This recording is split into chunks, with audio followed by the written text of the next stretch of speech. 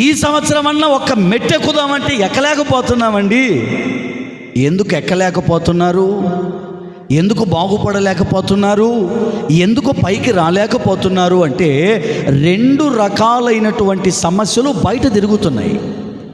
ఒకటి, నీ కనుదృష్టిని కప్పడానికి, నీకు దారి కనపడకుండా చేయడానికి, నిజమేందో అబద్ధమేందో సత్యమేందో అసత్యమేందో తెలియకుండా నీ కనులకు అడ్డుపడే ఒక ముసుగు, నీకు కనీసం నడక రాకుండా, పరిగెత్తకుండా, అడుగు తీసి అడుగేయకుండా, నిన్ను ముందుకెళ్ళనివ్వకుండా చేసే తెర, ఈ 2 కూడా బయట ఉన్నాయి.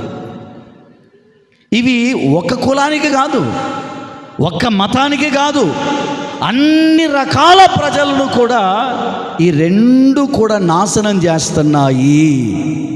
అందుకని దేవుడు ఏమంటున్నారు తెలుసా? బయట సమస్త